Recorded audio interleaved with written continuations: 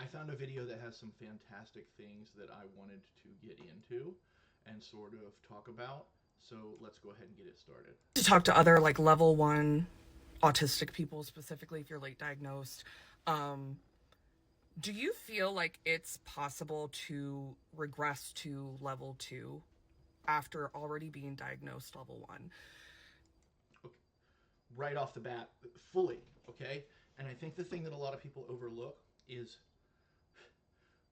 before you even go in for the opportunity to get diagnosed, you are deep into the masking ecosystem.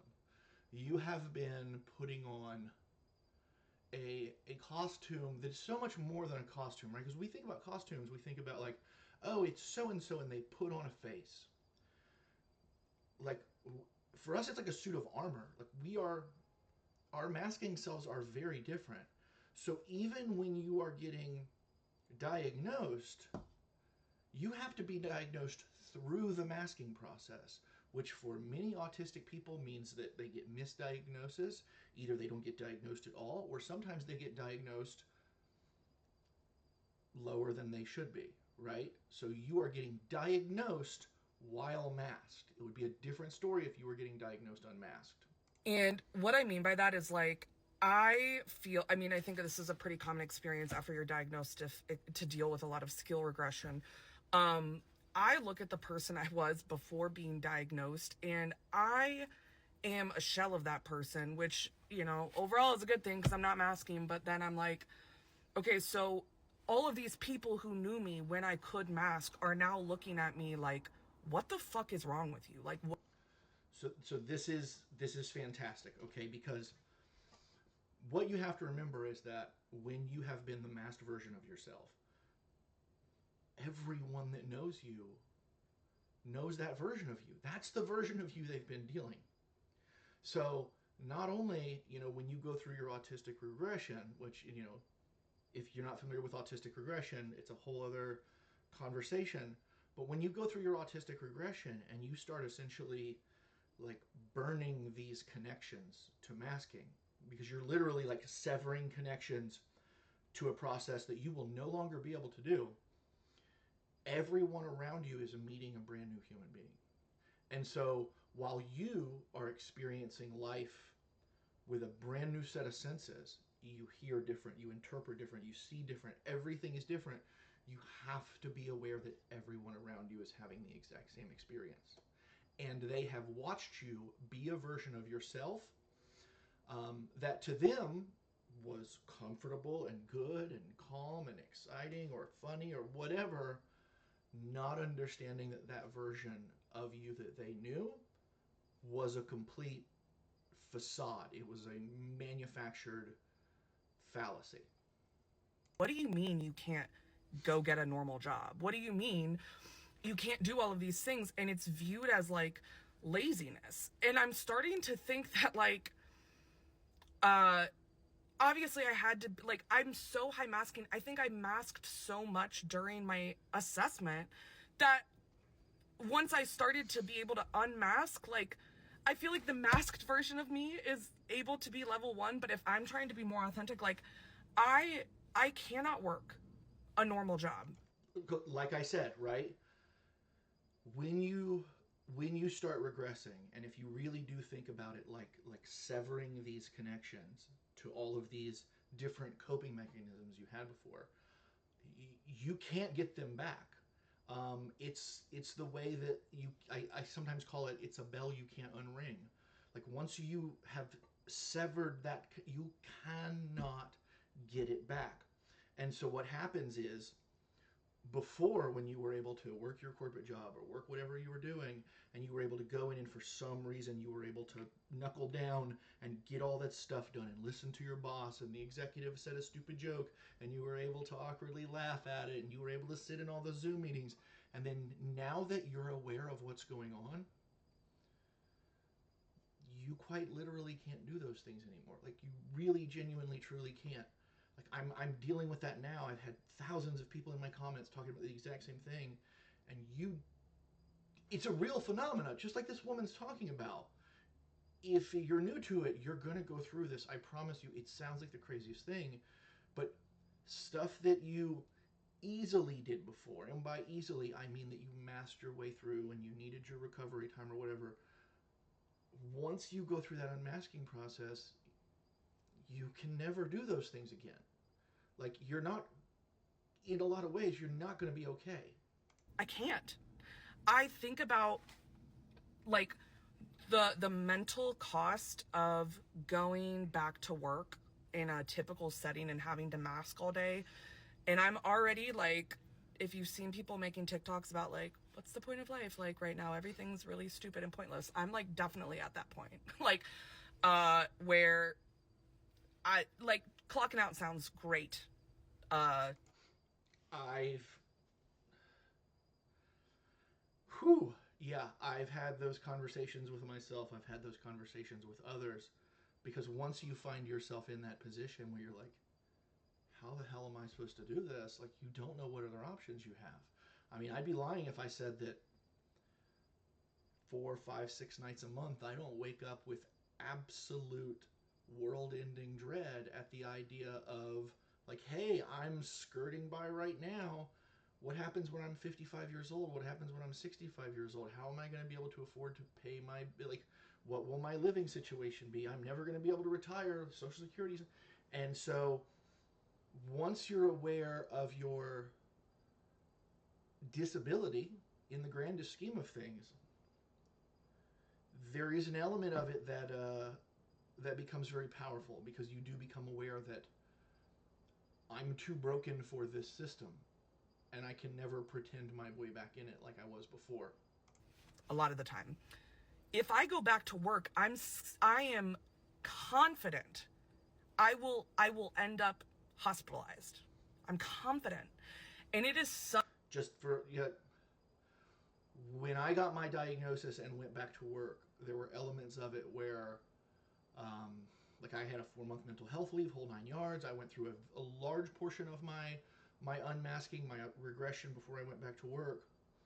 And when I did go back to work, I lasted for about a year. And it was the way that everybody was like, hey, I hear you. I know you need these things. And the accommodations I was asking for, not a great many. Things like, be honest with me. Don't do the whole corporate double speak. Like, just tell me what's real. And let's, I could not get anybody to not do things in a way that was not their favorite way. The amount of times that I got told, you know what, I know you need all these things, but we really like the old version of you. And actually, it would just be better if you could just pretend to be that version again. Like, such a horrible feeling to feel like I have to choose my life over being a productive member of society. And not even because I want to be like, I don't give a fuck about this society and contributing to it anymore. Like, I want to contribute to community, but like, fuck all this. I don't care. But that's the only way I can access things to meet my needs, because I'm not disabled enough to qualify for disability. the realization for me that I'm still going through many moments of many days is that, like, I'm never going to be able to engage in capitalism the way other people do. I'm never going to be able to engage in the system at large the way other people do. If I had an ability to, like, pay the simplest version of my bills, whatever that might mean, that was positive for my mental health, and that's kind of on some level what I'm doing right now. And it's been such a, like, I've been happy in a way that I never knew that I could be happy. 45 years old, you know. But it's that realization of, this is a system that myself and others are fundamentally not wired to survive. Because the burnout, once you're aware, the burnout comes fast. You can't mask, and you crash and burn in a very real way. Any kind of aid is probably going to get fucking taken away anyway. Like, I need access to healthcare. I need access to things. And I'm not disabled enough to get this healthcare, but I'm too disabled to work a job that provides horrible healthcare. Like, what the fuck are we supposed to do? And so, like, that right there that she just talked about, you can, and unless you have certain opportunities, and God bless you if you do, Um, but you're in this sort of rock and a hard place, this catch 22 of you are too disabled to be able to survive the system at large, but you are not disabled enough to get help. You are not even disabled enough, and I use that word, I don't use that word in a silly or hyperbolic way. You are not even disabled enough for society to see you as disabled. And there's a part of that where, because they've seen that you can pretend to be healthy and normal, that, well, why don't you just pretend to be healthy and normal every single day? Not understanding that that's only an outward presentation. It's like putting a costume on. Because I genuinely don't think I can start to, like, I think there's a lot of people who are like, well, if you were able to mask this far in life, like, just go back, mask like that to work, and then go back to being, go home and unmask. That I can't. It is like, I feel like all of these skills that I had developed are gone. Like, I cannot access them anymore. It's not like I'm sitting here like actively choosing, like, I don't really want to do this. It's like, oh, I can't. And this is, again, I've talked about it already. And I'm listening to this last half for the first time. You know what I'm saying? And this video was so good that I knew that I wanted to kind of live react to the rest of it. That, what she says right there, those bridges are burned.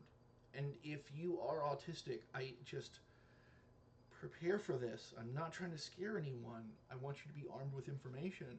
If you have autistic people in your life, or whether it's a partner or a sibling or whoever, somebody close to you that's important to you, if they get to a point where they're talking about these feelings, it's going to be very easy for you, because you've seen the degree to which they've masked before, to fall into that trap of, yeah, but you were doing it so easily before. But imagine inside them, it's taking them 10 times more energy to do the stuff that they were doing then. It's taking even more than that now. That same friend that you were like, yeah, but you were fine.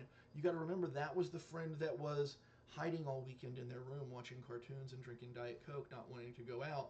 That was the friend that canceled plans at the last minute for the last 2.5 years. That was the friend that you had to, it was like pulling teeth to get them to go do something or to make a last minute plan with you, because they did not have the energy. And now it's going to be, on some level, it's going to be more serious than that. I can't find an ADHD medication that works. And the one that would work, Vyvanse, is not covered. I don't even have insurance anymore, but it wasn't covered by my insurance. So, like, the things I need to access to try to be able to be a functioning member of society, I can't access. What are we supposed to do? And so that's the thing. You sort of end up finding yourself between this rock and a hard place. There are skills that I have. I have marketable skills. Finding a way to be able to use those marketable skills in a way that, allows me to engage in the system, but that isn't quite literally running overdrive off a cliff. That's the real question. Like, that's the real issue. Because if I ever found myself, like, and I've looked at jobs, I was like, well, the money would be really good.